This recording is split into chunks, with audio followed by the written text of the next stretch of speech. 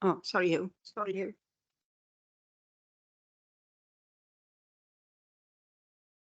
Okay. Okay, thank you, everybody. The following business to be posted to be transacted. The first item is apologies for absence. Thank you, Presiding Member. I have apologies from Chris Evans, Richard Lewis, Kelly Roberts and Graham Thomas. Thank you. The next item is disclosures of personal and prejudicial interests. Oh, more apologies, sorry. Hayley.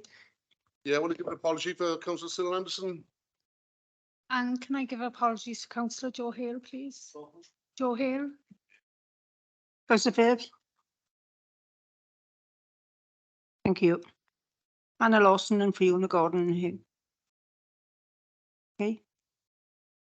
Councillor Gibbard. Yeah, I think Councillor Alison Anthony should be joining online. She's obviously a bit delayed. She's stuck in a minibus, I think.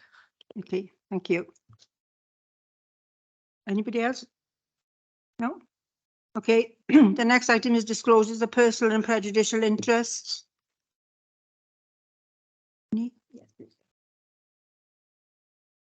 I've sent an email to councillors this afternoon setting out some potential interests in the agenda.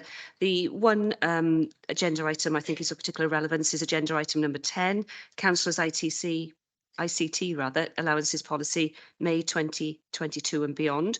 This report seeks to amend the existing policy to allow councillors and statutory co-opted members to claim their allowance in advance of items being purchased. This potentially affects all councillors, and I'm able to take a block declaration this evening, personal interest only for that agenda item.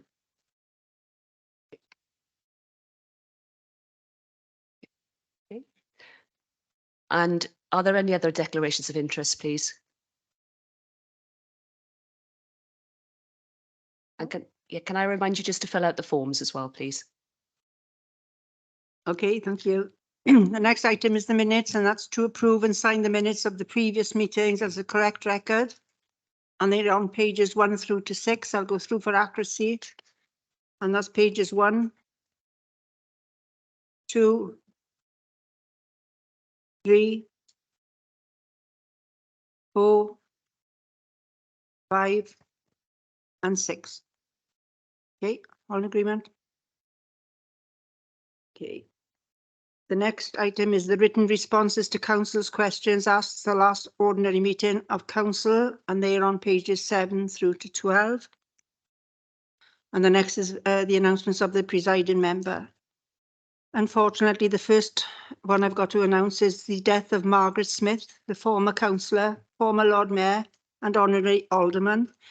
It's with sadness that I refer to the recent death of Margaret Smith. Margaret Smith was a former councillor, former Lord Mayor for 2004-2005, and an honorary alderman. Margaret Smith represented the Pennard ward for approximately 30 years. On the city and county on the Swansea City Council 1976 through to 1996, and the city and county of Swansea from 95 till 2012. Do we have a minute silence here, please, or at the end? Okay, thank you. And it's with sadness that I refer to the recent death of Adeline Evans, mother of Councillor Chris Evans. And please, can you stand as a mark of sympathy and respect? Thank you.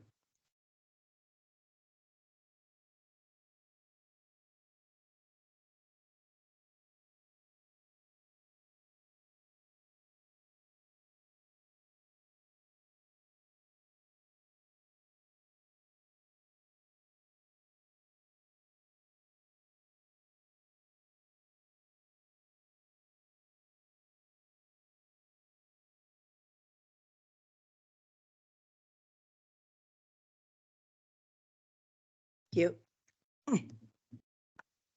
The next announcement is Swansea Community Review.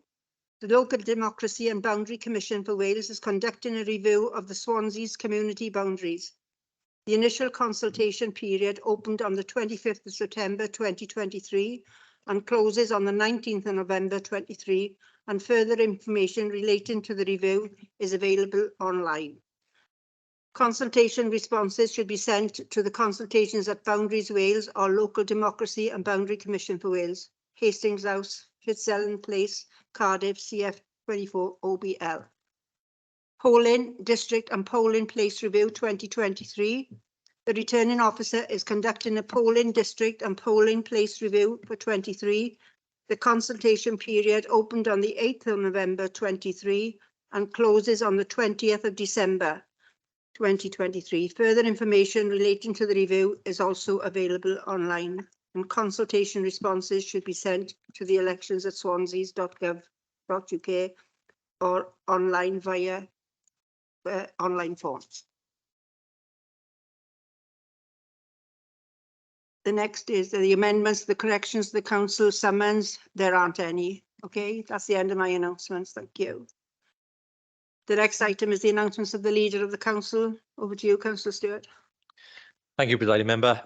My first one is just around the Holiday Food Fund and other grants that we have recently announced to cover the winter period. Members will know that during the summer months, we established a Holiday Food Fund to help families who are struggling with hardship and the cost of living crisis. And it provided food for school-age children during the summer holiday period.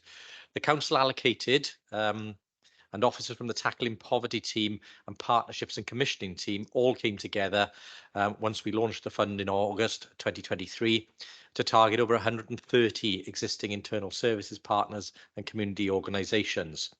The team was supported by colleagues in the web team and communications team to support access to the Digital Access Fund. The results were significant. Through a rolling programme assessment approval process, 43 applications were approved, with over £140,000 being allocated to organisations across communities in Swansea. This included the issuing of food parcels, food for local events, cookery workshops, food vouchers and others. In real terms, that meant around 65,000 meals going to children of school age who would otherwise not have had those meals during the summer holidays. So very, very pleased to say that we've been able to announce funding of up to £500,000 to cover 3 key funds, one of which will be the Holiday Hunger Fund, and that will operate throughout the winter period. So Councillor Alison Alison Pugh, as many of you would know her, apologises she can't be here this evening because she would have wanted to say a little bit more on this, but she's been attending the Poverty Truth Commission this afternoon and is still travelling back.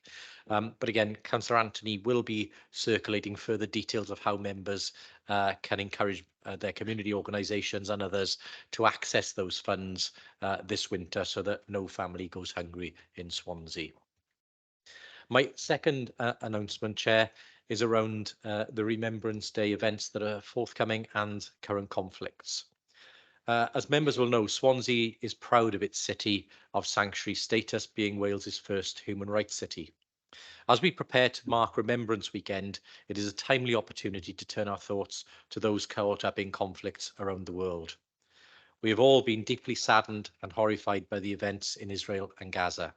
Both Israelis and Palestinians are suffering terribly, and I'm sure the thoughts of everyone in this chamber goes to those affected by this conflict. Likewise, we should not forget that in Ukraine, so many lives continue to be lost and countless towns, cities and communities are being shattered. As representatives of the people of Swansea, we will be thinking about those affected in these conflicts and the many other conflicts taking place around the world. So this evening, we will light up the Guildhall in the World Peace colours, which are similar multicoloured flags. And we will continue to work together with all our communities and faith groups to support all those affected and all those in our city who are worrying about family and friends caught up in those conflicts. And Presiding Member, with your permission, I would ask all members to stand in a minute's silence for all those victims of conflicts past and present.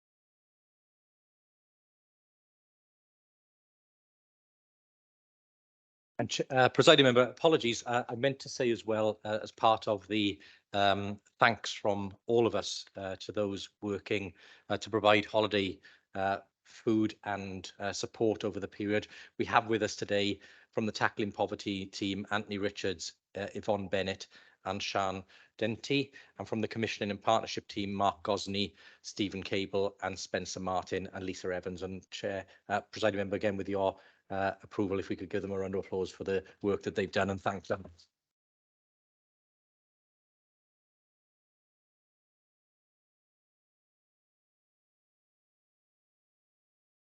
And finally, presiding member, again, this December the 6th, we will be organising the Together at Christmas event with Yeah. Because it's the 5th, not fifth, the 6th. apologies, December the 5th. We'll be organising the Together at Christmas event with JR Catering. It is important that we continue to support our homeless people and those facing isolation during this very difficult period where the cost of living crisis is really biting. I'm sure members around the chamber were appalled to hear comments by the Home Secretary, who claimed that homelessness was a lifestyle choice. I've met many homeless people over the years, and I can say without exception, it is not a lifestyle choice.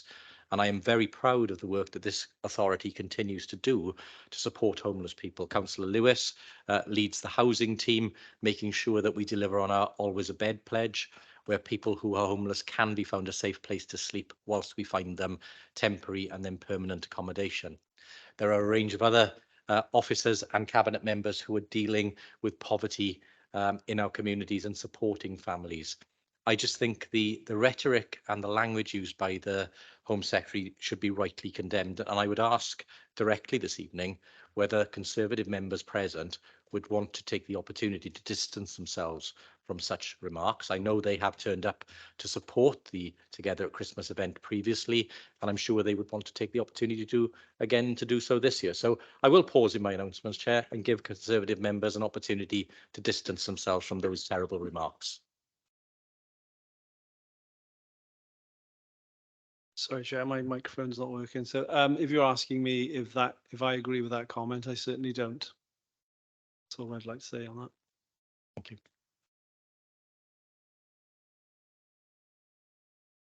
Ditto. I assume that's agreement from all of the Conservative. I think it is really good and important that members make that statement, because again, I feel that those words were ill-informed, pretty hurtful, I think, to members of our community who will be struggling. And I think it's important that all of us in this chamber come together with a very strong message to say that we will support people who find themselves as homeless, and we will do all we can to support them back into appropriate living accommodation and back into a lifestyle where they can again become a full member of society. Thank you, President. Can I thank the leader for his comments, because I've been in politics, local politics, a very long time, and in many cases too long for some people. But the fact is, all of the people I've ever met who've been homeless or roofless is the modern technology, the modern terminology. I don't think they ever wanted to do it. Only ever met one guy that wanted to live in a tent. So I think the leader was right to actually ask for the whole of this chamber to condemn that terminology, because it's hurtful and it's very discriminating. Sorry, Councillor Lewis. No? Sorry.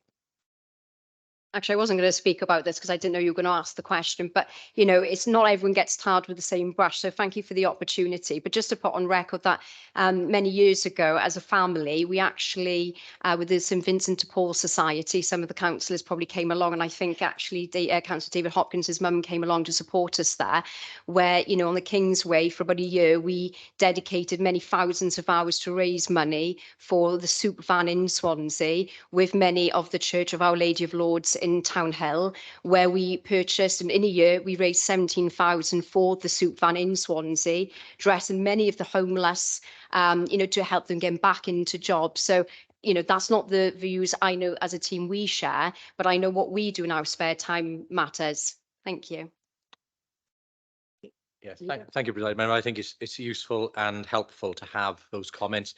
I know, look, social media is a double-edged sword, but I don't think you could misconstrue the Home Secretary's statement here, and I'm pleased to see people either condemning it or distancing themselves from it. And again, when people make statements on social media, they can often come back to haunt them. Okay, thank you, Leader. The next is public questions. We've got 10 minutes, but are there anybody in the public wishing to speak? No? Okay, we move on to the next item then, and that's the annual review of performance for 22-23. Councillor Hopkins, are you speaking? Yeah, thanks, Presiding Member. This report starts on page 13 with the papers introducing the annual review of performance 22-23. Although we've done this report over many years, this is the second report that meets our performance of the duty and establishment of the Part 6 of the Local Government Act and Elections Act Wales 2021 to publish a self-assessment report. In summary, the review describes the extent of which the Council have exercised its function and efficiency by using its resources well in meeting its wellbeing objectives and described in the corporate plan. The report also fulfills the requirement to publish an annual wellbeing report. The efficiencies and the governance of part of the performance is already assessed by the Council's annual governance statement. In paragraph 2, methods and approach of deployment of the review. And then if you go on to paragraph 2.5 of the review, and it's challenged the strategic governance group, and includes the corporate management team and representatives from the Governance and Audit Committee. The draft review of this statement here tonight has already been to the Regeneration Finance Scrutiny Panel on the 5th of September and in the Governance and Audit Committee on the 13th of September. Paragraph 2.6 of the review, changes that were made as a result of that review. Paragraph 3 of the covering report describes the areas of improvement identified during last year's review and Audit Wales Scrutiny and Government and Orders Committee has been addressed in this year's report. A new section has been included to look at the performance and risk assessments. And we've also improved our consultation engagement by trialling a number of digital citizens panels, undertaking face-to-face engagement and working with some of our partners and stakeholders, such as council staff and trade unions. Got nothing to add to the report. It's more of a technical report as such. I know that, as I say, it's been to scrutiny and to governance and audit. So it's take great pleasure in moving the report and also putting on record my thanks to Richard Rowlands for all the work and his team on this particular issue. Councillor, can I have a seconder, please? Chair, very happy to second. Thank you. Councillor Holly. Thank you, Presiding Member. Just to say that it's been through the scrutiny board on a number of occasions. We do it every quarter. The thing that we do bring up always is the sickness and absence, but we have to remember in what parts of the council these are, and I don't want anybody to get away with the idea that we're very soft on sickness and absence. We're certainly not. But when you've got carers that are going in to look after vulnerable people, they are going to become ill themselves. And on top of that, our people that work in the refuse collector out in all weathers. So again, you're going to have that sort of sickness. But overall, the performance is good. There are bits and pieces which are, some are better than others, but overall the performance has been good. Anybody else? Okay. The recommendation is on page 13 and is that the draft annual review of performance 22-23 is approved for publication. Can I have a show of hands for, please?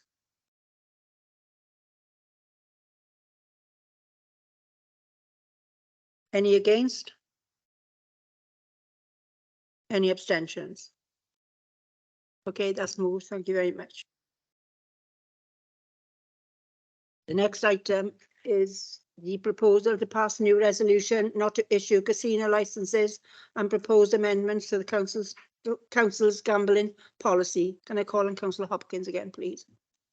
Thanks again, Presiding Member. What I would like to highlight on today's report, that this has been something we've adopted since 2014. We agreed to pass a not issue any casino licences. This year, I wish it could be done for longer than 3 years. Just seems that 3 year cycle seems to be coming around faster and faster, I must say. But we're at that stage again. We do need to review this policy. The deadline for this policy to be reviewed and to be adopted is the 7th of December. This has been out to public consultation. There's been nobody has come back with anything. It's exactly the same policy as we've adopted for many years. So I'd move the report. Again, can I have a seconder first, please? Happy to second again, Thank Presiding you. Member. Councillor Holly. Thank you, Presiding Member. I didn't no problem with it. You know, it is as the Deputy Leader has said. It's the same as last year. The one thing I would ask, and it's to clarify for new members, actually, why we do it and what it's about. Obviously not an answer today, but a written answer from the licensing would be a good idea. And can they also make it clear why we give licenses to betting shops and not to casinos, which are relatively the same thing? They bet in all establishments, but there is a legal difference. And I wonder if at some stage that could be sent out to members so they have an understanding of why we're doing it and the difference. Thank you. To be honest, I would accept that. What I would say would be perhaps it'd be better if we do some type of members briefing about the role of the licensing committee and their function as well. So, because not many people sit on the licensing committee, so more than happy if we can, if members' wishes are that I set up such a training event for information, more than happy to do so. Fine. Okay, it's been moved and seconded, and the recommendation is that the council considers the outcome of the consultation in respect of the proposal to pass a new resolution not to issue casino premises licences and proposed amendments to the City and County of Swansea's Statement of Principles, the gambling policy. Number 2 is the council considers the matters identified in paragraph 4 of the report and agrees to pass a new resolution not to issue casino premises licences. Number 3, if council agrees to pass the new resolution not to issue casino premise licences, council also agrees the proposed amendments to the gambling policy for publication and specifies the date of the 7th of December 23 as the date on which the resolution takes effect. So can I have a show of hands for, please? Anybody against? Any abstentions? Okay. Thank you. That's carried. The next item is item 10, and that's the councillor's ICT allowance on policy and from May 2022 and beyond. Can I call on Mr. Hugh Evans, please? Thank you, Presiding Member. This report proposes a very simple change to the policy. It's got unanimous support from the political group leaders, and I ask that it's supported.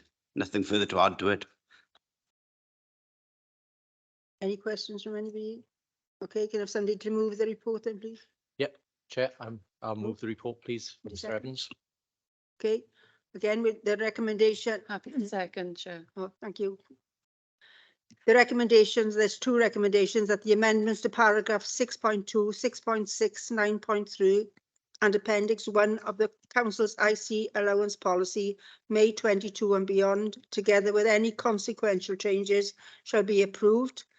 And the second is that the amended version be published on the council's website and shared with all councillors and statutory co-opted members. So can I have a show of hands for, please?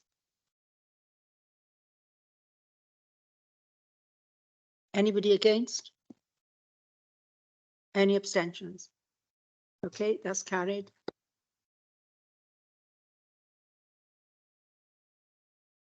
Move on then to item 11, and that's the amendments of the council's constitution, the petitions committee. Can I call him Mr. Evans, please?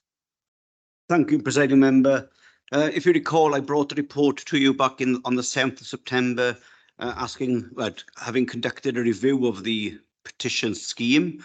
The council made a number of changes to the scheme that evening and made some amendments to my report when I presented it to, and I was tasked to go away and to establish terms of reference and a petitions committee. So in front of you today is a proposal to create a petitions committee comprising 9 councillors in line with committee proportionality.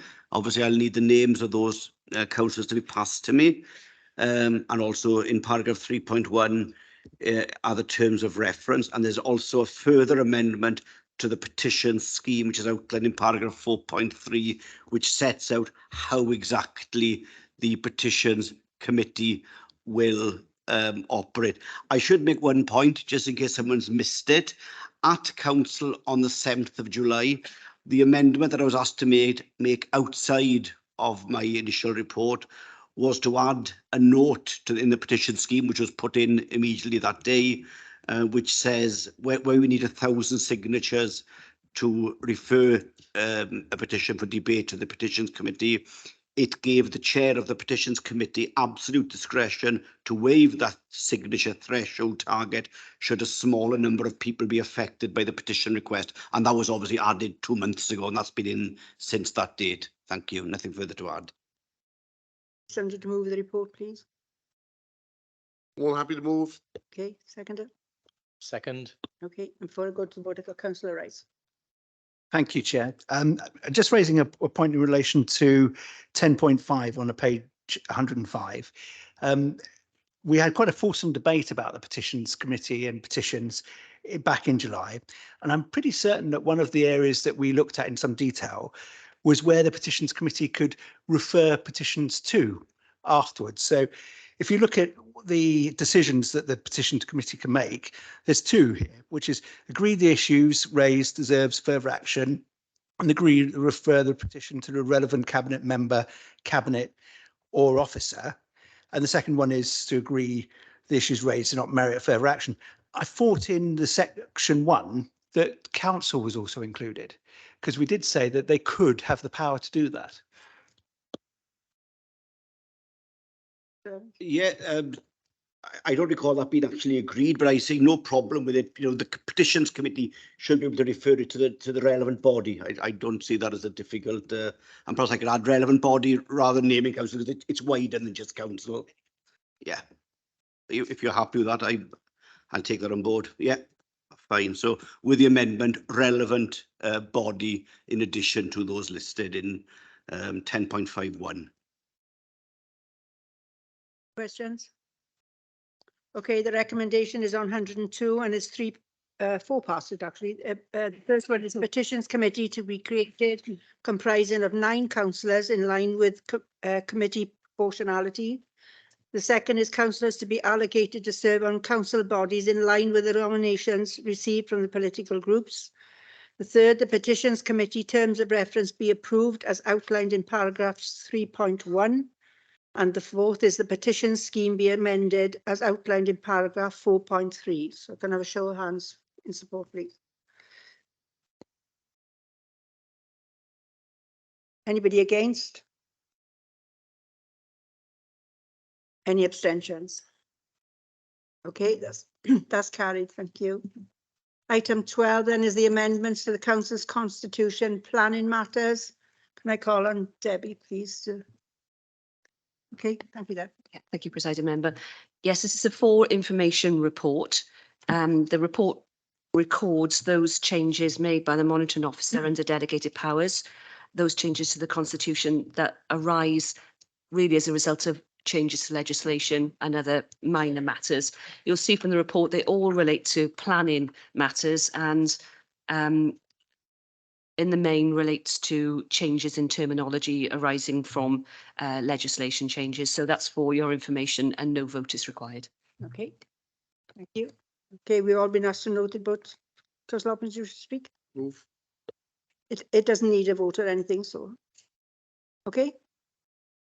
Okay, we move on then to councillors' questions. And the first question has come from Councillor Lyndon Jones.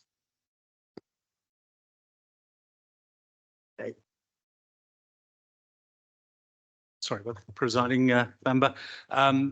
Great, fine, thanks for the response. I know that people in my particular ward, and I think it affects other wards on Gower, are pretty fed up because these things are bound to happen.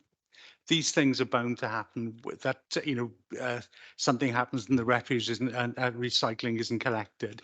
But when it's now almost every week, I think people are justified in being a little fed up.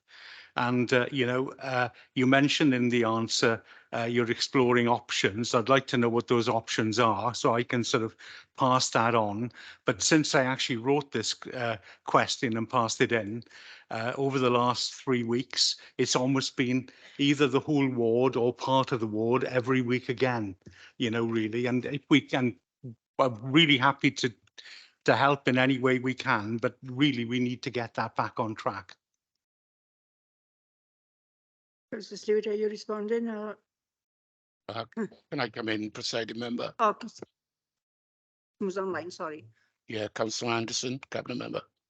Thank you, Councillor Anderson. I couldn't see you, sorry. Okay. It's okay.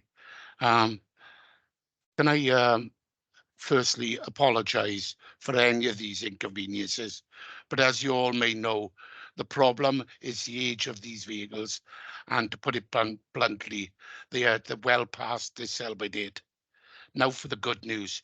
Currently, we are about to change the fleet from every 7 years after discussions with the head of service, Mark Wade, Mark Barrow, the leader, and Ben Smith. We are looking to change the fleet every 5 years. I know a lot of older members will know from the time of the procurement to the time of delivery can take up to 18 months. But I would like to thank Mark Wade, Director of Police, and Mark Barrow, Fleet Manager, for all their hard work. They have been speaking and working with the supplier. They have secured 17 new vehicles, which 10 will be delivered in March 24, followed by another 7 in July 24, and the remainder to follow at a later date. Can I also thank the leader and Ben Smith, 151 Director of Finance, and also Martin for all their hard work as a team and for securing the funding. That's all I can say, but I do apologise to members for these miscollections. But as you can see, we will be sorting it out very, very shortly. Thank you. Thank you, Councillor Anderson. Councillor Horton. Yeah, I was more or less going to ask the progress on new vehicles. So I think Councillor Anderson's actually covered that. Thank you. Councillor Rice. Just a couple of quick follow-up questions. How is it going with the newest council bin lorry, which I believe is an electric one? And the second question I have as well is, has there been any changes in working practices, terms and conditions, or even the issuing of overtime that's affected the Friday deliveries? Councillor Yeah, Anderson, do you want me to take that one, Councillor Anderson, given that it goes into terms and conditions? Shall I take that one? Yes, please, Leader. Yeah, okay. So in terms, sorry, could you repeat your first question? Sorry, Councillor, the first bit, so I get it. Electric vehicle, yeah. We've trialled the electric vehicle. We've found that it doesn't perform as well as the current diesel vehicles. However, we are exploring with a number of suppliers the option of hydrogen powered collection vehicles. Those at the moment, though, are not available. And of course, we do not yet have a hydrogen refueling network that's suitable to support that. But it is our intention over the next few years to be able to use our procurement arrangements to substitute out some of the diesel vehicles that will be purchased or leased for hydrogen vehicles as they become online and available to us, and the network, importantly, that we have that secure refueling network available to run the fleet. So that remains an aspiration. In terms of the terms and conditions, there aren't, but we will need to have discussions with the trade unions about how we operate the new fleet. So when the new fleet arrives, there will be opportunities for us to look again at working practices, collection routes, etc. So again, We have not entered into any negotiations currently with the trade unions around changes to terms and conditions, but we will seek to do so as we look at how best to utilise the assets that we're buying. There will be changes as well coming likely to what we collect in terms of the types of containers we use. We are keen, as has been reported to the Transformation Committee, to remove single-use plastics from our collection routes. So that will see the introduction potentially of reusable containers. And again, there'll be an opportunity for us to talk in more detail about that in due course. Councillor Paxton, did you wish to speak because your mic is on, or is it just on by mistake? Sorry, Madam President. That's okay, no problem. Okay. Okay, I've got Councillor Will Thomas then, please. Thanks, Presiding Member. Yeah, just a quick follow-up on that with regards to the electric vehicle. Could you elaborate on that? Was there any cost to the council? Is it a trial from the manufacturer, or did the council incur a cost of any kind? Thank you. No, it was a pilot. I don't have to hand the costs of running the pilot, but I mean, the point would be that before we took on a new type of vehicle, we would always test it in this way. What we found is that the electric vehicles, unfortunately, it struggles with the hills that we have. I think a number of other councils have also embarked on similar trials. And I think as we found as this new technology, the new power sources have started to come online, it appears that hydrogen vehicles are much more, hydrogen power is much more suited to larger vehicles like buses, dust carts and other stuff, and that electric power may be suited to the smaller vehicles. So it has been useful in our learnings. Thanks. Yeah, I thought that was pretty common knowledge anyway, personally. So could you get us a a response on the cost to the council, please? Yeah, we can certainly do that. Black. Yes, thank you, Chair. Presumably, most of these vehicles are leased anywhere, as I assume. So, I think there's only leasing costs involved. I just had a question about the staff absences. What proportion of our refuse collection is now undertaken by agency staff? Is that going down, and is that having an impact in terms of staff absences and miscollections at all? Maybe you want to write to me on that if you haven't got the. Yeah, we'll give you the accurate figures, but I think as we said at the recent Governance and Audit Committee, our use of agency workers continues to be something that we will bear down on. We only use agency workers where there is a need in terms of service continuity. As you'll be aware, one of the things that we've had to do to make sure that the rounds are collected and that we stay on top of collections is to utilise agency workers. But one of the opportunities, I think, going into the fleet refresh will be again for us to look at whether or not we can make more agency workers and the use of agency worker posts, turn them into directly employed staff. Okay, Councillor O'Connor. Mine was just to say if we did actually purchase an electric bin lorry and how much that was, but I think we'll sort of cover that. Thank you. Okay, if there are any more questions, we move on. I think it's leased, isn't it? Yes. Yeah, it's leased. Leader, sorry. Did you wish to speak, Leader? No? You're okay? Okay, question 2 then is again from Councillor Lyndon Jones. You. Councillor Fogarty. Thanks. Could the Cabinet member confirm that we only use external consultants when we don't have access to that expertise or skills in-house? Yeah, I can give that assurance. We do very, really good due diligence before we do go out, because ensuring we ain't got that specialist technology inside with a very ambitious capital programme, then we will have to embark on getting particular specialist consultants on board. But we do scrutinise on a regular basis. Okay, the next one again is from Councillor Lyndon Jones. Thank you, Presiding Member. Yeah, the question was around obviously tourism tax and obviously tourism is really important to the economy in Swansea, obviously a tourist tax could cost jobs, and I think when tourism businesses have been consulted, they have been against a tourist tax, and obviously it would feed into a loss of jobs. obviously, in the reply, the cabinet member mentioned that Welsh Government were proposing a draft bill. Are you feeding into those discussions? And if you are, what have you been saying? It is a matter for Welsh Government. And once Welsh Government come out, they will consult with local authorities on the draft bill. Now, if you look at a tourist tax, like any destination, a matter of careful consideration and should take into account various factors. Whether it's a good idea or not depends on specific context and the objectives the local government want to achieve.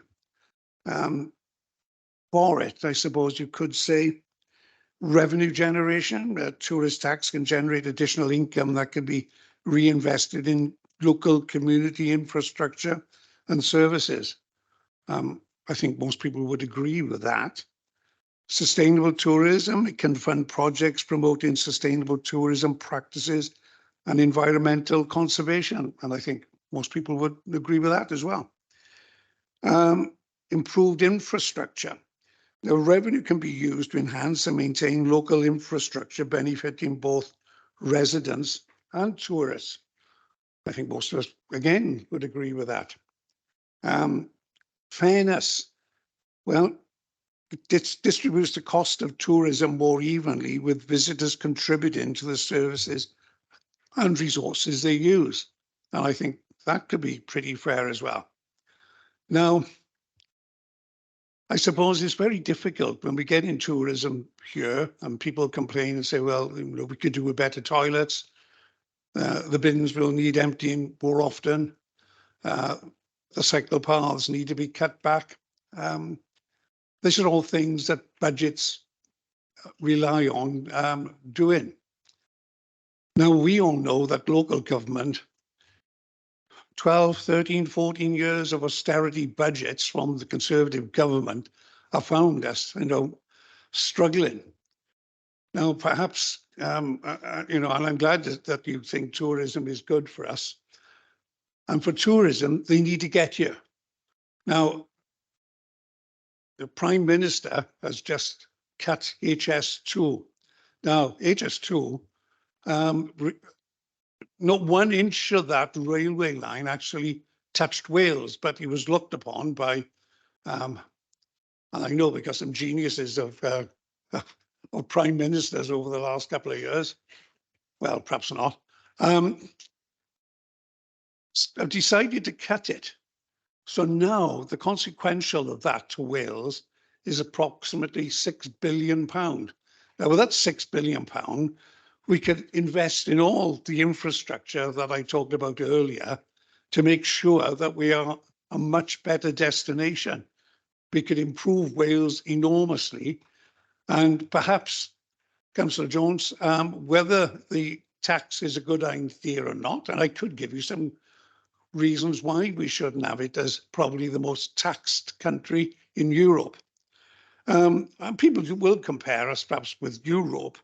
So I did have a look to see what other countries do taxes. Italy, Rome, Venice, Florence, Milan have a tourist tax. France, Paris, Lyon, Nice, Spain, and Catalonia, the Balearic Islands, including Mallorca, Ibiza, and the Canary Islands.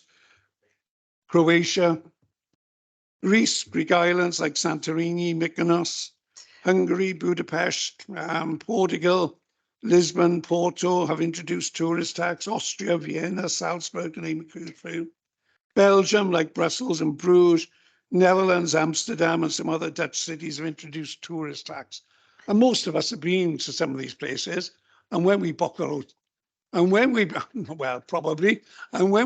hotel, we pay the tourist tax, and people don't really get uptight about it, because as long as that money goes to improve those services locally, I think it is fair and equitable. But let's wait until the bill comes out.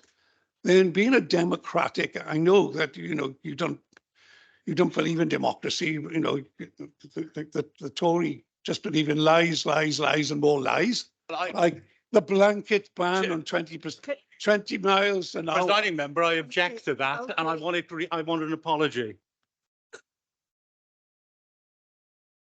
Well, what I would say, what is being bandied about by Mr. Gifford when he says there's a blanket ban of 20 miles an hour throughout Wales. Now, are we talking about tourism? We're on tourism now. And then that has an enormous effect. Can you answer the question? And that has enormous effect on people being attracted to Wales when you're being put off by people. Can you wind up, please, Councillor? Please, can I have some protection? You asked a question and give an answer. You may not like the answer, but please.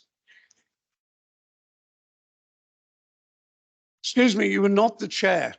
Now then, 20 mile an hour, when you turn, you know, when people turn lies and say there's a blanket ban of 20 miles an hour, that is going to put people and tourists off coming here. Please ask your Senate member to withdraw scandalous accusations.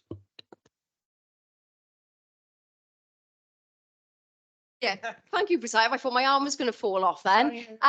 To be honest, I can't remember what the question was now because there was so much waffle there. But in any case, just to clarify 2 points, we actually had from the media team at Swansea Council kindly shared on a daily basis from news, and one of them was the importance of tourism underlined in a new report, which we all shared, and it was a fantastic read showing the fantastic reasons why people do want to come to Swansea and Gower, and that's why we just wanted to put on record because I think you may remember when I did mention this last time, and we had a few chuckles from fellow councillors in the opposition when I mentioned Can that we have people. a question, please? Yeah, no, I thank you, Chair. So the question goes back. The reason why some of your colleagues chuckled at that, and it goes back to the point is, are you going to rule it out or are you engaging conversations and what the conversations were? That was the question that was asked. I don't feel the cabinet members answered, but we're happy, given that the time's moving on, more than happy to have a written response. Please be brief. Well, I've decided for a written response. You've asked a question, I'll give you an answer. No. Now then, the answer is when we get the details that is put forward, we will look at it and decide what is best for Swansea as a destination. Tourism Swansea is worth over £500 million a year. That we have over 5,000 people employed in the tourism industry. Of course, it's important, extremely important. But I'm sure all those cities in Europe that I mentioned having a tourist tax, they don't do it just to upset tourists. They do it to attract more tourists and give better facilities. When we have the report from Welsh Government, because I'm not going to condemn something until I know what the content is. You know, and that's why I use the example of the 20 mile an hour. I don't knock something until we wait and see how it affects me. Thank you. Okay. Bit of information on tourist tax. When I was local government spokesman for the WLJ in Europe, I actually went on a seminar about tourist tax. And tourism tax in places, you mentioned the one that the scheme was done on, it was in Florence. And what it was used in Florence was to maintain the buildings, not the infrastructure, to maintain the buildings, because that's what the attraction is. Now, if tourist tax is used on that for to maintain our multitude of forts, castles, etc., then you can see the sense in it. But to do the infrastructure would be wrong if we follow in the European style. I don't know if that was a question, but thank you. Look, when we get the details of it, we will look at it. And different cities within Europe use that tax for different reasons. And I'm not saying I'm for it. I'm not saying against it, because I haven't seen what it entails. Now then, we will then consult with the tourism industry to see what they wish to have a tourist tax or not. And I think we will do what's best for us as a destination and consulting with the Swansea Bay Tourist Association, etc. Now, I don't think anybody wants to see more tax because we are taxed enough, but let's get the report. And, you know, you've got that nice smiling Linda Jones there who will say, I'm only doing this in the interest of tourism, not just perhaps to make cheap political capital. We don't want to introduce this, but that nasty Labour do. You know, it is so obvious, it's infantile, but there we are. Let's get the report, let's look at it, and then we can then make a value judgment. Thank you. Councillor Philpott. Thank you, Chair. Given, I wonder if the cabinet member would agree that given the comments that he's made about the Prime Minister and the HS2 scheme, in that it stops people from travelling to Wales, would he not agree that there's a certain irony in that statement, given the amount of money that has been cut from the Transport for Wales grant, which means that many people over Wales are unable to get to destinations, and particularly in the more rural destinations, it has made it very difficult, not only for holidaymakers, but for people who actually live in those places. And I know that you're going to give the answer, Councillor Robert Francis Davis, but a brief one would be lovely. Thank you. Please be brief. Welsh Government can only work on the budget they get. And when HS2, which was looked upon by the government, central government, as an England and Wales scheme, although not 1 inch of that project touched Wales, that cost almost £6 billion in money coming to Wales. And that is why I said we could do a lot more if that money come to Wales that would trickle down to all the authorities in Wales that could actually have a much better, probably integrated transport system. And Transport for Wales could probably get a lot more rolling stock and a better service. I won't start on transportation, on, you know, the deregulation of bus services. We all know that's led, but they can only use the money they get, and central government have taken away from Wales £6 billion that they could reinstate. We'll move on to the next question, and it's from Councillor Chris Evans. I don't believe he's in the chamber. Councillor Fitzgerald. I remember on the tragic reasons that Councillor Evans isn't here. I know other members have got questions. Thank you, Chair. Yes, I have a supplementary and I am happy to have a written answer. Yes, interesting and useful. Okay.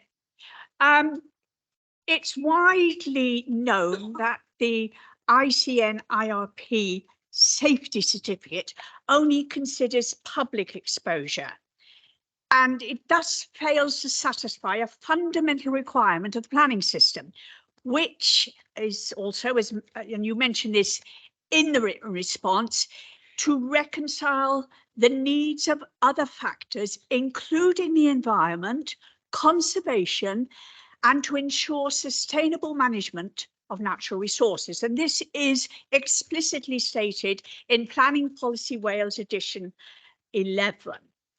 Now, surely the omission of considerations other than siting and visual impact also conflicts with the requirements of the Planning Wales Act 2015 and the well-being of future generations, which is 2015 as well.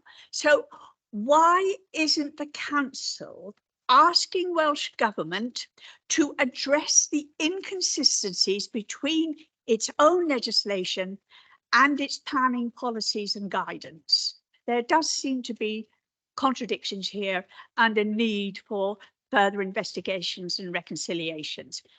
Thank you, Chair.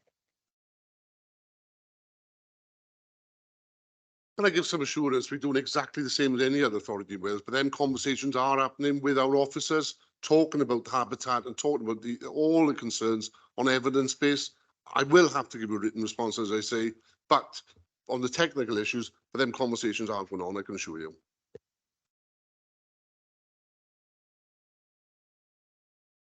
Okay. Thank you, Presiding Member. I think obviously I worked to get a planning refused on a 5G mast in my particular ward, and but I was told that a lot of health issues and someone wouldn't be taken into consideration. I think that legislation or that law that guidance needs to change, because it was a great concern of local people, especially the elderly and parents on behalf of their children, and also that people were concerned that it would have a negative effect on wildlife, plants and trees and so on. And whilst this wasn't taken into account, but we did get the mast stopped, I think it should be taken into account, and maybe that guidance should be looked at, and I would recommend that possibly you could take that forward. But again, the same assurance, but we are stuck with planning policy and evidence base. So every planning application that comes in on these, and yes, they are very, very contentious. I've got one application pending in my ward very shortly, and I know the frustration that will come out with the community, but all these decisions must be made on purely facts and evidence at that particular time. I do share some of the concerns. I think everybody do, but I think every one of us got a mobile phone in their pocket at this point as well. So we need to be mindful of that as well. So what I will is give some assurance on there are talks going on with our officers to look what we can do. But yeah, happy to give that follow on that written response as well. Okay, councillors, I'm sorry, we've had our 30 minutes, okay, for questions. So we move on to the next item, and that's no supplementaries on one, and then we move on to the notice of motion. Before I call on Councillor Stewart, can I call on Councillor Hugh Evans, please, because he wishes to speak first. Sorry, Mr. Ang, promoted you, Hugh, sorry. Promoted and demoted. Or demoted you, whichever way you wish. I was hoping, yeah, indeed. Okay, notice of motion submitted as outlined on page 123. Since it was submitted, discussions of a Labour amendment was put forward to those names that submitted it, and they've agreed an amended notice of motion, which I'm about to share with you. If you just give me a moment. So the notice of motion that is up for discussion this evening should be set out on the screen with a bit of luck. Excellent. The bits in red are the bits that have been added to the notice of motion, and the bit that's crossed out and in grey is the bit that drops from the notice of motion. So that is what you're discussing as a council, not what's printed on page 123. Over to you. Thank you, Presiding Member. Whilst agreeing the amendment to become the substantive notice of motion, the main idea behind this notice of motion was to highlight the fact that our bus services, we've been told time and time again that we need to be greener, we need to engage with public transport, we need to get more cars off the road, but it's unfortunate that hasn't happened, because we have a bus service which, let's be blunt about it, is useless. And we have a Transport for Wales who run a train service, which, I must be perfectly honest with you, anybody with a model train set could do it better. It is not good. Now, you can say it's all about money. You can say it's all about the way in which the thing is set up. But this is historical. Let us be blunt about this.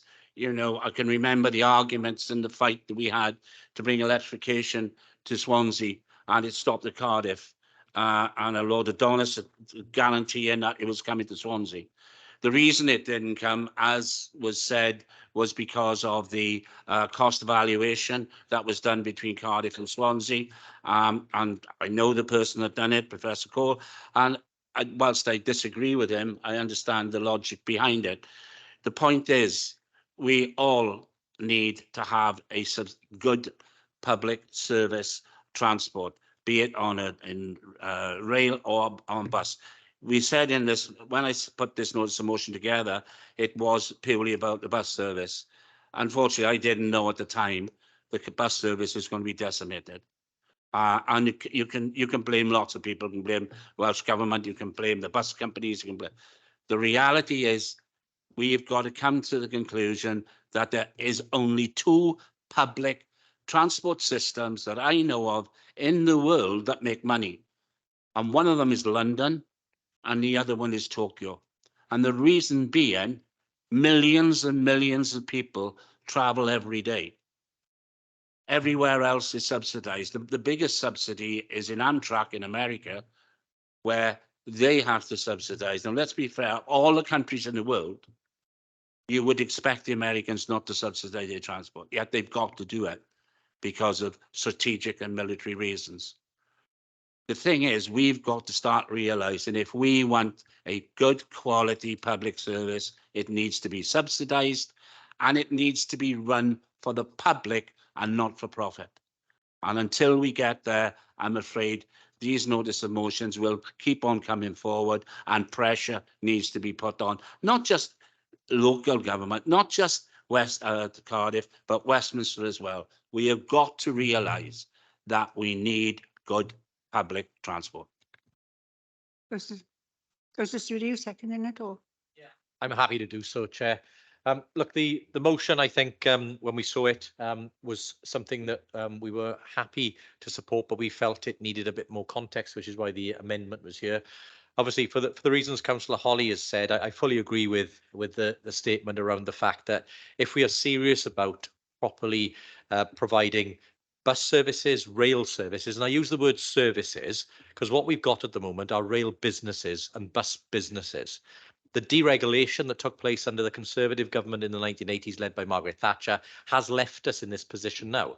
Our bus services were turned into businesses.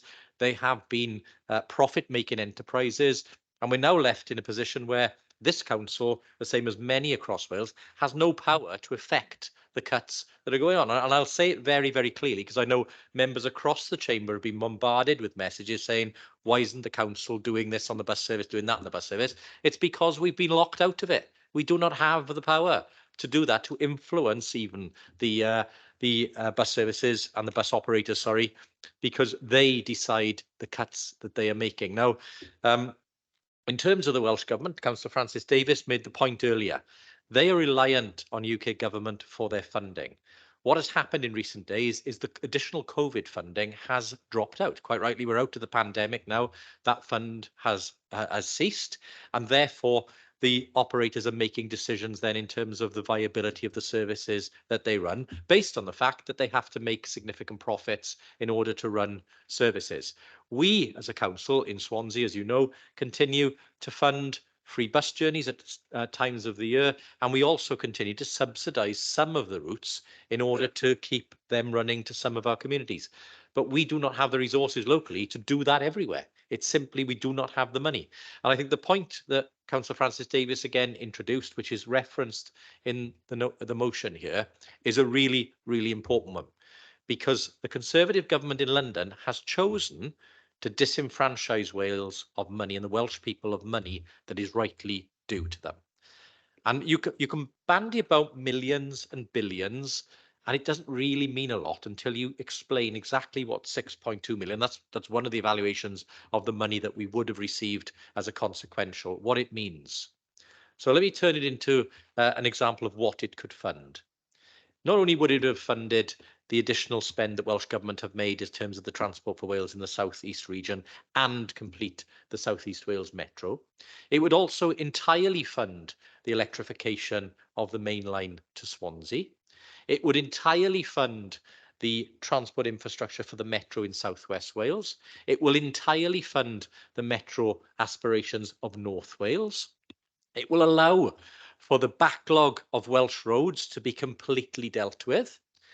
It will allow for about 100 primary schools to be built in Wales, and you would still have a couple of £1 billion left over. That is what £6.2 billion buys you. Now, why would a government in London decide on a whim to claim that a HS2 scheme, which is entirely that side of the border, all in England, is an England and Wales scheme, therefore denying the people of Wales their rightful share of the money that we all pay in as taxpayers? It is outrageous. It is the great train robbery. And I know the Senedd unanimously, I think all parties voted for that wrong to be rectified. I still see no moves by the UK government to actually put that right. But when we then get, quite rightly, a question around, well, how do we make sure that we get bus services that our communities can rely on? Well, just a smidgen of that 6.2 billion can fix that problem, can make sure that when the bus bill arrives from Welsh Government, we as a local authority can once again step in to make sure that we are in control and overseeing bus services, and that we have the necessary funding to make sure the services run to the communities that need them. I've said it, I'm sure, in this chamber before, I know others have. In my community in Caermawr, there are people who cannot get back and forth to their place of learning, to their place of work, because buses do not run after a certain time of day. That is outrageous for a country that wants to see people succeed. You'll know as well that we've recently said, and I think Councillor Francis Davis was right again to reference it, we've just invested in an arena. We're trying to grow the tourism economy, yet if you come to see a show in Swansea, you cannot get a train home at night because the services do not run. Direct result of deregulation. So come on, there is a much better way to do this. I think the European model is certainly a step in the right direction. We, in our manifesto, made a commitment to re-establish bus services, and now that we have general power of competence with the bus bill and with the necessary funding to do it, we intend to step back into the bus market and help run services. And I hope everybody would support that move. We've got a number of speakers. The first one is Councillor Black, please. Yeah, thank you, Chair. The bad news, I'm afraid, Rob, is since they cancelled the northern section of HS2, it's only £2 billion now. And of course, as it's capital, you can't really use it to subsidise buses. But your points are absolutely correct. You know, that we could use that money to invest in the infrastructure, to get the electrification. And of course, one of the reasons, well, I mean, I've dealt with the Treasury when I was an Assembly member, and they rely on all sorts of technical reasons, but the technical reason they're giving why it's an England and Wales scheme is because when the Scottish Government took responsibility for railways, the Welsh Government refused to do so. So all railway schemes are English and England and Wales. That's the technical reason. It's a poor excuse, but you know, the money does need to come to Wales, and it's absolutely right that we should be having that money. In terms of the buses, because this motion is about buses, not trains, it is very frustrating having so many services being cancelled. And what's even more frustrating is that those bus services which are timetabled, you turn up and you're in the quadrant and suddenly they disappear from the altogether. You know, 1, 2 buses. My wife catches a bus to work every day, and she gets 2 buses via the quadrant and onto the university. She gets back to the quadrant to come home and, you know, ready to catch a bus, and suddenly that bus is no longer scheduled and the next one is no longer scheduled, even though it should be happening, because they can't get drivers is one of the reasons. So that is very frustrating as well. And unless you have a decent bus service, people are not going to be able to get to work. We're not going to be able to tackle issues of poverty and inclusion, because people are trapped in their own community. They can't afford a car, they can't get the transport to get employment, and that is going to count against them. So we have to have a decent bus service to deliver on that. And actually, you know, we're talking here about the UK government, but the Welsh government does have some responsibility here. I mean, in their latest budget changes, they gave £120 million extra to Transport for Wales, for very good reasons, no doubt. They subsidised Cardiff Airport to the tune of £130 million.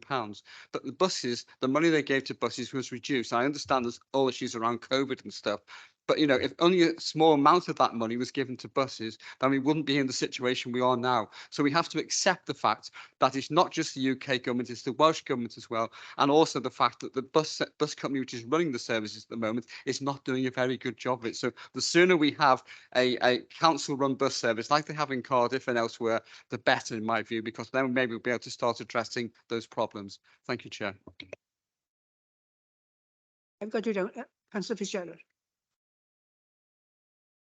Thank you, Chair. Yeah, This is going to be good. I have to say, I fully agree with what has been said by all parties so far, because we are in a situation where vital services, bus services, are in almost terminal decline. If you, and I'm being a bit parochial here, if you think of my ward, the X13, which runs from city centre right through Pentlegare, right to Llandeilo or to Ammanford, that used to operate 3 times an hour. It's once an hour now, and that is if you're lucky. I'm going to sort of test your memories here, at least the memories of some of you here, because if we cast our minds back to the time the LDP was being developed, buses were an important part of the equation.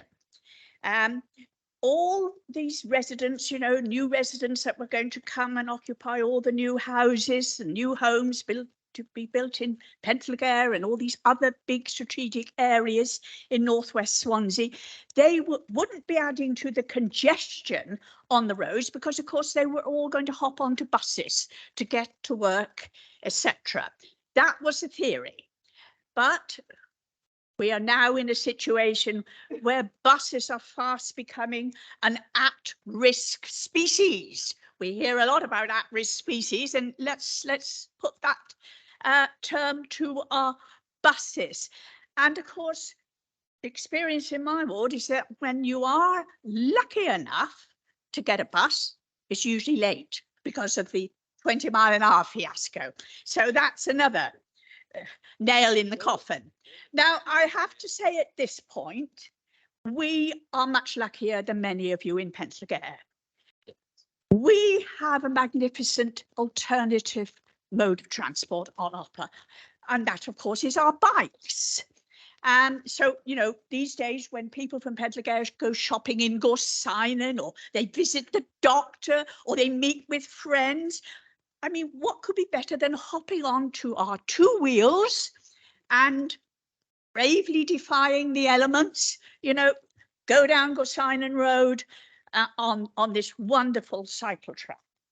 So if you are all now feeling a bit deprived, let me remind you that you all have access to some of the great works of fiction. And one of these, which is around transport, is what Arup presented to council back in 2016. Now, a lot of you won't have been around then, so I'll just remind you what we were told in 2016. Please be brief. In northwestern Swansea, we were going to have high quality strategic public transport. And that's, I'm quoting here, that's high quality buses with a minimum of 5 buses an hour. So someone's got a vivid imagination. There was also going to be major investment in public transport, and it even mentions improved journey times as a result of, you know, road and public transport improvements. So all this was promised in the LDP, and you know, what can we say? Look at where we are today. So to leave you with a quote from the Arup report itself, not what was presented to council, and I quote here, for public transport, a preliminary proposal is to upgrade core radial bus routes, aligned as far as possible to strategic development areas. So I think we can all agree on this too, Leader. That's gone well, hasn't it? Thank you, Chair. Oh.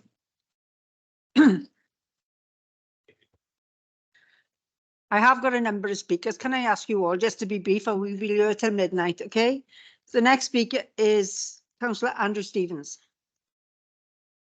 Yeah, thank you, Presiding Member. Yes, I'm more than happy to support this motion. As we know, the Welsh Government are preparing the new bus bill that will give more powers and responsibilities to over the regulation and provision of bus services in Wales.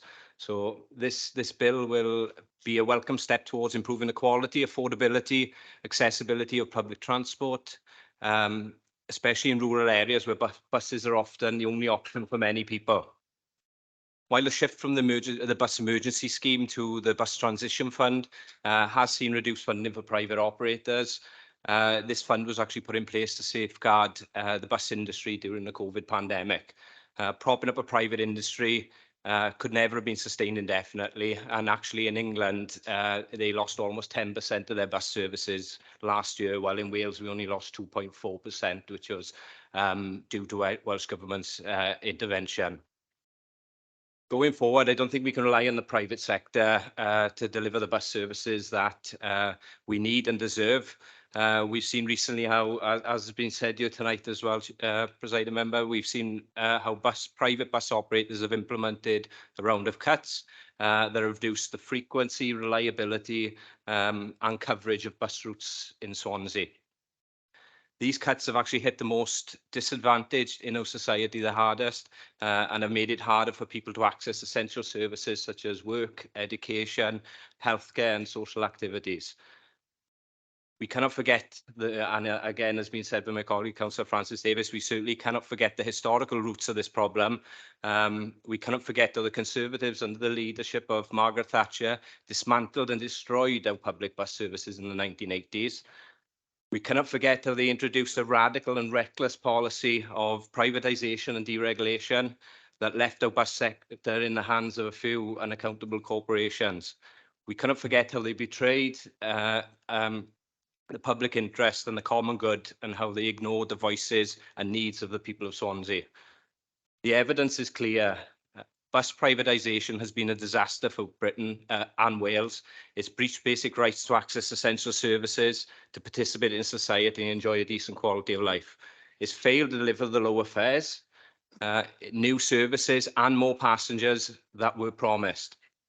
It has wasted public money and resources that could have been invested in improving our transport system. It's created a fragmented, confusing and dysfunctional service that does not serve our communities, our economy or our well-being. This is the legacy of the Conservatives.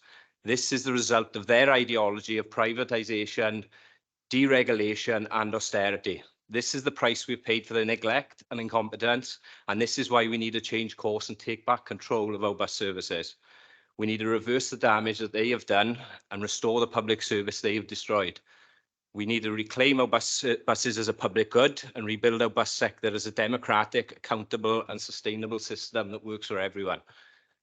I do believe that public ownership and control of bus services is the best way forward to ensure that they serve the public interest, not the private profit. And I believe that local councils, in partnership with the Welsh Government, are best placed to understand and respond to the needs of our communities. Publicly led bus services can offer better value for money, better quality of service, better environmental standards and better working conditions for bus drivers and staff.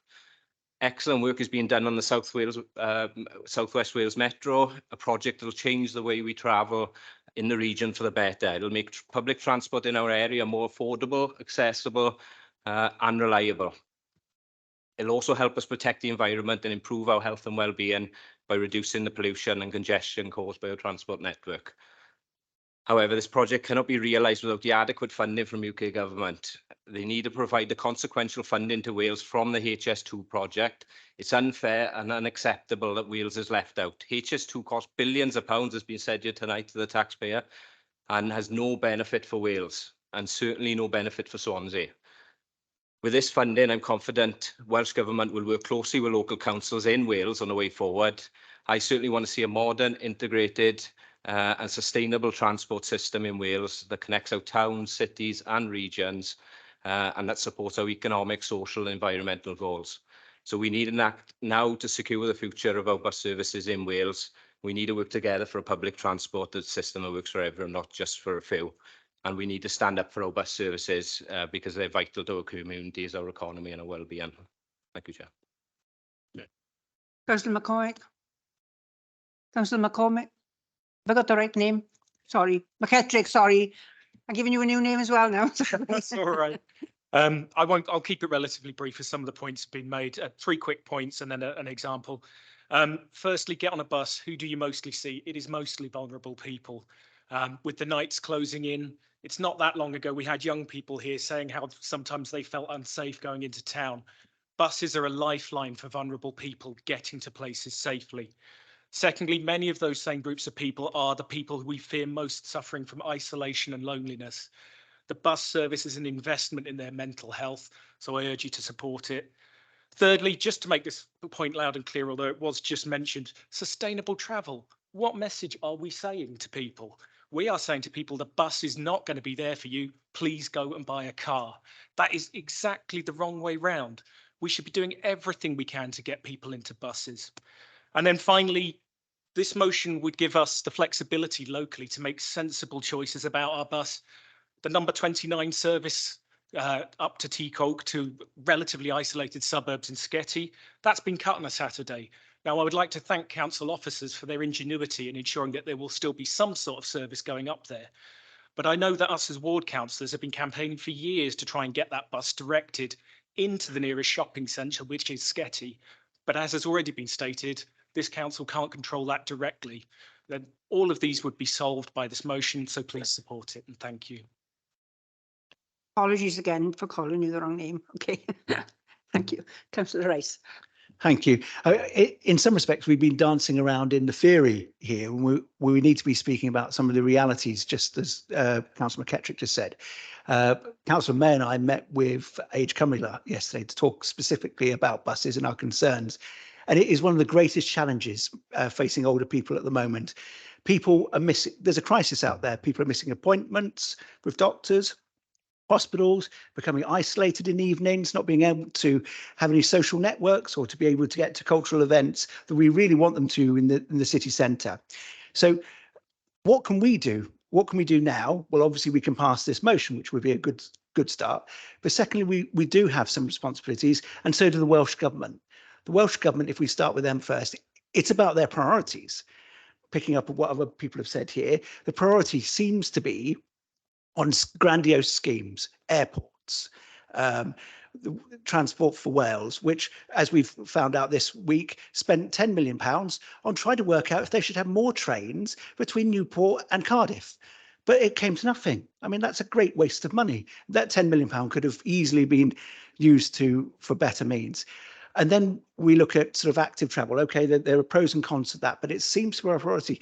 But if you look at the basic transport system of any town for any vulnerable person traveling to work, traveling to a hospital point, is a bus service. So what can the council do about it? Well, Councillor Fitzgerald mentioned about how there are fewer buses going into her area. I'm aware that the large developments are sort of proposed in northwest Swansea. Certainly, I think in Councillor Tribe's area, there's supposed to be a £1.2 million bus levy, which is coming in to support buses. Let's make sure that that does come in and get used for that purpose in the 106 agreement. The other thing that we need to be really careful of is we pay out quite, and I remember this from the time when I was a Cabinet Member of Finance, we pay out quite large subsidies to these private companies. What are we doing to ensure they're delivering on the subsidy that we're paying them for? My concern is that a number of these buses we are paying for to subsidise aren't actually being delivered. And I've heard so many stories, and all of us in this room could probably regale the council with them, of services which are not one every 20 minutes where they're supposed to be, more like one an hour. I mean, I know of certain circumstances where they haven't come for 2 or 3 hours. And I'm pretty certain some of those lines are ones that we subsidise directly and we are paying to a private company, and they are not delivering on what they're receiving. And I think that's a good starting point for us to have a look at. And, you know, it is a crisis out there. It is really essential to lots of people. And the Assembly seems to, or the Welsh Government seem to have got things upside down in priorities. King of the North can do it. He can keep fares at £2 and have a lot better services in Greater Manchester. Why can't Labour do that in Wales? Councillor Walton. Sorry. Sorry, it was just a point of information. Again, Councillor Rice has alluded to the fact that he believes that the subsidised services are not then being delivered. That's not our understanding, because we monitor them closely. There have certainly been service disruptions in the services that are not subsidised, and we have raised that concern strongly with First, because as has been said, there are occasions which are far too regular where services simply don't turn up. But given that we do invest some money to subsidise certain services to certain communities, we do monitor that, but we will continue to monitor that closely. And if services do drop, we will obviously be speaking to First to get that money back. Thank you, Councillor Walton. Yes, interesting to follow on from Councillor Rice's comments, because it strikes me as the company that runs the buses only is a company making money, then why on earth would the Welsh Government carry on giving them money, which they obviously don't know how to spend properly, and certainly don't know how to make sure they're doing a service to the public? So I wholeheartedly go along with this motion. I think it is about time we were able to control the buses that run across our city. And I certainly also agree that the issues of the people that are now suffering, the story that somebody told the other night, that a young man waited in the bus station for 2 hours, and even then the bus didn't turn up and his mum had to come and collect him. It is outrageous. But the point is, this company doesn't care. All it cares about is making money. Doesn't care about the public, doesn't care what services it cuts, as long as it makes a profit. So I repeat, why on earth would the Welsh Government want to continue giving them money that they're going to waste and give to others who are already rich enough in the first place? Councillor May. Thank you very much, Presiding Officer. Follow entirely with the sort of recent trend that's coming up in the speakers about the lack of care that the major operating company in Swansea actually give to the city. I'll be a little bit anecdotal here. I went from St Helens to Plasmald to pick up the car. I do use buses and public transport as well as supplement the car. Okay, so I get on the bus, go to the top deck, and I see all these posters of places, lovely places I could go to. There's a castle and there's all sorts of things, all advertised. You can get there by bus. Well, you could do it for a tenner as well. And I thought, well, hang about, I haven't actually seen half of these places before. Am I being blinkered? Am I being naive? But I read a little bit closer, and they were all in Leeds. The bus company hadn't even bothered to change the internal advert boards inside the bus. They'd transported a fleet down from Leeds because the Swansea buses weren't working. So the advantage of the council taking over bus service, at least you've got a bit of local ownership and you've got a bit of care. But I think this was quite a blatant example about how this bus company didn't even care, even with the little things, and actually give passengers misleading information. Now I'm considering writing to the bus company and actually asking them if they will in fact take me to Leeds for a tenner, because I mean they've put posters up and everything advertising. We could do a summer holiday reenactment or something like that with Cliff Richard. But just a thought. But I mean, complete lack of care, and it's not really acceptable for a bus company not to have ownership in the area it's serving. With the greatest respect, Councillor May, I think there's a few people just been offered to send you to Leeds for a tenner. No, it's Coventry actually, so they quite Sorry, successful in more than doing a it. tenner is coming up now. And bidding by you, now we'll get the money for it. I got 5 more speakers. Hang on, I got 5 more speakers to speak. Can I ask you not to repeat what's already been said so that we can get through this quite efficiently? Okay, so the next speaker is Councillor Lyndon Jones. Thank you, Presiding Member. Can I start by, we've all had problems with the bus services in our wards and throughout Swansea, but I would like to thank the transport team at the council, because they do a phenomenal job in trying to pick through some of the issues, and they really are really supportive, and I think they deserve our thanks. We had a scrutiny working group on bus services a little while ago, and a number of us, and I'm looking at Councillor Paul Lloyd, who was on it, and a number of others as well, and that was really interesting. And we actually had First Cymru in, but we also got Cardiff Bus, which is run by Cardiff Council. So that was a really interesting situation where we could compare models, and that was what was really valuable. But you know, the bottom line is well, we need a good bus service. I totally agree. And at the moment, Welsh Government have, like it or not, they have cut the money to bus services. And, when they say, well, we haven't got money, and the leader mentioned HS2, and I have to say, I support the policy, it's Welsh Conservative policy, that we want that money in Wales. So, we're at one on that. But ultimately, Welsh Government cut the money. There's all the money they've pumped into Cardiff Airport. It's a fact. And if you're talking about the money that we spent, £33 million planned, isn't it, on the 20-mile-an-hour signage? Well, that could have gone into bus services. There's money that was spent on the scrapped M4 relief scheme. That could have gone in £157 million. Gosh, that could have gone into bus services. So it's plenty of money there that the Labour Party have simply not used in the right way. They've used it on these vanity projects, and yet really they should be spent on the people's priorities. And one of those is bus services.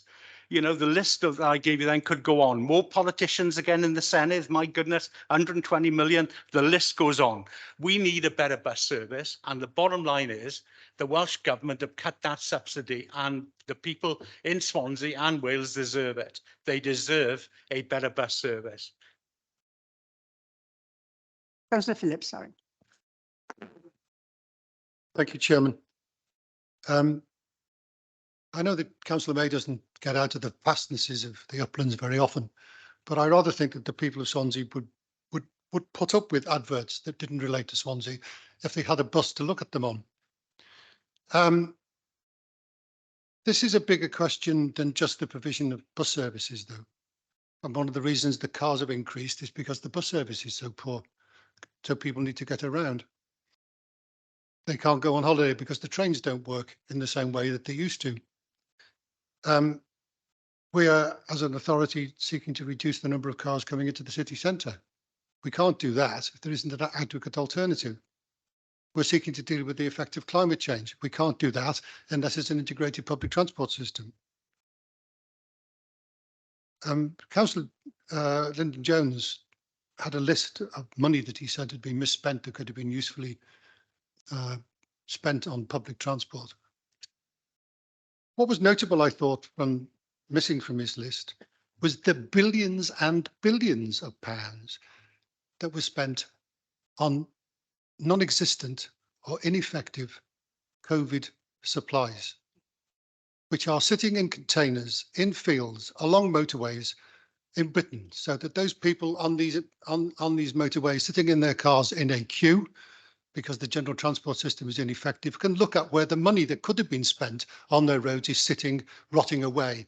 And if you want to point a finger at anybody for the waste of public money, do start with your own party in London, because they can show the rest of us how to do it. And there's only one answer, really, that to provide a public transport system at the service of the people, an integrated transport service at the service of the people, and not the private profit for those outside the United Kingdom, not just in Swansea, but in the UK. And that's to take it all back into public ownership as part of an integrated and comprehensive improved social provision for the whole of the people of the country.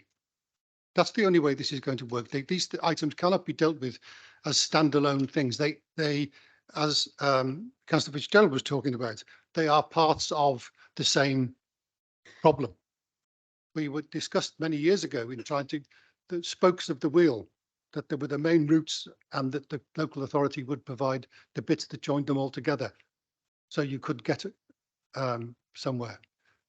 I remember I once visited a friend in Thailand many years ago, and the point, and as I thought to myself, in Thailand, it is possible to get absolutely everywhere by public transport, even to the most smallest village.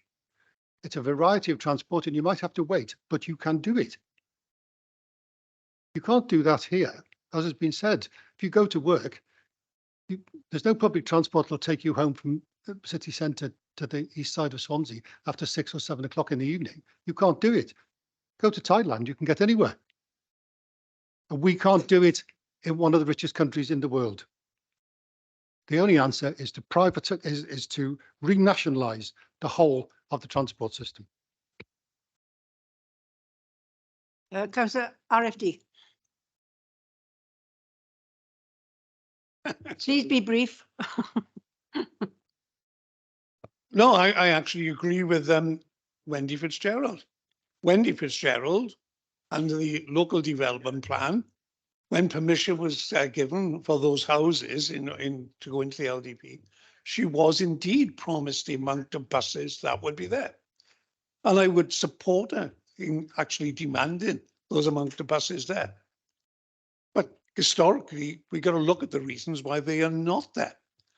Not that the LDP was wrong, you know, if all we had this, you know, magic ball that we could look in to see the future, I think what was said at the time was the correct answer that people thought was correct and believed was correct. But I would take you back to October the 26th, 1986. Remember that wonderful woman, Margaret Thatcher, who I was referring to earlier when Lyndon Jones thought I was referring to him when I said about lies, lies and more lies, when we were convinced that, you know, this nationalized industry, the bus service, I can remember, you know, being here in Swansea when the South Wales Transport, United Welsh Transport, it was regular, brought up in Penlan, you know, the number 72, the number 77 would be going up to Morrison, the 84. And it was only the other day I found out why they had these numbers on them, because it was the A484 and the A483, and they took the last two numbers. My good friend Michael Lewis had to tell me that. Anyway, Margaret Thatcher said it would be good. We convinced people that deregulated and we'll have competition. It'll be more effective. We'll have more buses coming along more often. I can remember my good friend, Councillor Richard Lewis, saying, this is great. We'll have more buses coming along, going off the main roads, because that's what we were told, because the only places that had really good services were between the hospitals or universities. But if you lived in Gower, in the small villages, the service was not good. And remember, they came out and they brought the Gower pony. All that was going to go around, going into the little villages. You know, you could hail them down and they would stop. But we were told a lot of things at that time, you know, buy shares in water. We owned the water industry. It belonged to us all. And all people bought shares. Buy electricity shares. Stick to the buses, RFD, please. No, but it is relevant. It was other things introduced, like Grimm's fairy tales over there. Now then, the gas.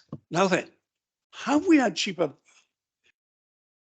Yeah. Have we had cheaper buses? Have we had cheaper water? Have we had cheaper gas? Have we had? Of course we haven't. And what we want is the ability to have a bus service, and Councillor David Phillips is quite right, an integrated transport system that is efficient and is reasonable priced as well. Two people living in Town Hill, if they want to go to Tesco shopping, it's cheaper for them to get a taxi to get a bus. In fact, the taxi will come to the house and pick them up and drop them off after, rather than get a bus that might turn up, might not turn up. We are being let down by Margaret Thatcher time and time and time again, who convinced people to buy their council houses. We now got 8,000 people waiting on our council house waiting list. So just keep to the subject, please. Yes, it was about buses. And we will be told so many lies. Never believe a word that the Conservatives tell you. That's what I'm saying. Councillor Paul, did you wish to come in for a minute, please? Thank you. Yeah, thank you very much, Chair.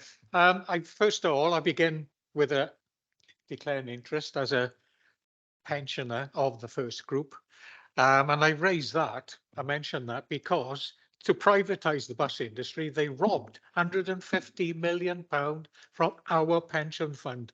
And we had to fight it, and my share was £7,000, yeah, at the time, a year's pay.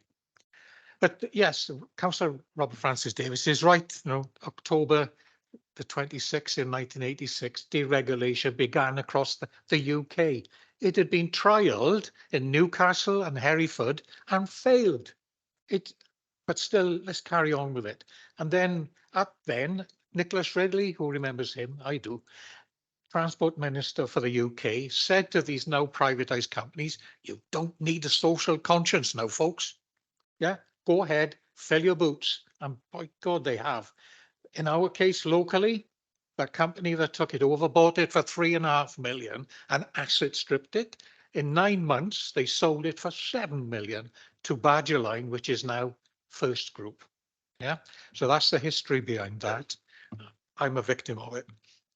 So then those proceeds were ripped away. So instead of being reinvested like they were under nationalisation, 6% was the expected profit margin, easily achieved by cross-subsidising National Express work, coach hire work, etc. We used to also do outside work in South Wales Transport to keep the place going. That was easily achieved. Now these companies, they expect 18% profit level. It can't be done. And that's why that begging bowl is coming out all the time to this council and to the Welsh government. And that cannot continue. It's costing stupid money. And as people have said, it's costing jobs, it's costing people's health and so on. I've done a bit of research on First Group, as I would. This is their income for this year. Their revenue is £902.5 million. And it's up, they didn't expect this, they said, it's up £113 million over the other year. Their profits from March to October this year is £82 million. And then they said again, that's ahead of expectations. And here we are, a company coming here and saying to us, this is what they said to us this week about our services on our side. None of them are commercially viable. And yet every day I'm emailing First Group saying, this bus is full this afternoon. This bus is full. It left people behind at Sainsbury's and the ship. And the driver said, I had to pull back and say, get on. I can't take any more of this. This service is commercially unviable. I'm sorry, I don't believe that. It's not, it can't be done. How can a bus with 50 odd people on be commercially unviable? They took off the services from the Swansea Valley. The first one in the morning carries 38 people. It's not commercially viable. Nonsense. I've emailed them so much this last fortnight that I had a shirty email back off them saying, we know, stop bothering us. Yeah? I'm sorry, I will blimmin' bother you because I'm not having it. And then I'm also pleased, Councillor Holly, that a lot's been said, so I'll cut this short. I'm pleased to see that at last the Liberal Democrats have accepted public transport because not so long ago, Ed Davey, he voted against greater public control of bus services in 2014. In 2006, the Lib Dem Council tried to privatise the bus service in Cardiff. They offered it to Stagecoach, either on a 50-50 basis or how much will you give us for it. So I'm pleased to see you recognise the need for a state-owned public transport system. Thank you. Okay, I've got 3 more speakers and I'm drawing it to a close. Okay, so the next speaker is Councillor Fogarty. Thank you. Yeah, I won't repeat any of the really strong arguments that have already been made, particularly those about the importance of our buses for some of the most vulnerable in society. But as Councillor Champion for Transport, obviously I'm supporting the motion. And I guess the line that really hits home for me is around the fact that service cuts are having an impact on everyone in Wales. Everyone, it should be the case that everyone, all of us here, all of the people that we represent are able and want to use the bus. That's how it should be. I was on the new 3 route earlier, which I really resent the existence of because it cuts out half my ward. But who did I see? I saw school and college students, uni students, young parents with prams, older people, working people, people with their pets, with their shopping. I guarantee the bus has seen it all, and that's how it should be. I'm sure, like many, I've had calls about the recent cuts from all manner of people, but it's not just the recent cuts I've had calls about since I've been elected. It's the extortionate ticket prices, it's delays and cancellations, it's routes and timetabling that make it nigh on impossible for all of us to get from A to B. And that's why Tory deregulation and privatisation is such a scandal. Bus services are so obviously a public good, they are for all. So they should obviously be in public ownership. And I just think it's clear that the Tories don't understand this from the way they've handled HS2 from beginning to end. So I stand up for every single person in my ward, and that's why I'm supporting the motion tonight. Councillor Mandy Evans. Thank you, Chair. First, I declare an interest because I am gainfully employed by First Rail, First Great Western. They took the first out about 12 years ago because we were affectionately known as First Late Western. So we are known as Great Western, but predominantly First Group promote themselves as connecting people, connecting communities. We are there to socially mobilise people, whether it's bus, train, tram, whatever it might be. They've just been talking about rail just for a second. The government have just awarded Cross Country an extension on their franchise. And the first week they awarded that franchise, they come out publicly and say there won't be no Sunday services, no Saturday service for the next 6 weeks because we haven't got the staff. Well, we're in a national dispute and I won't talk about that here.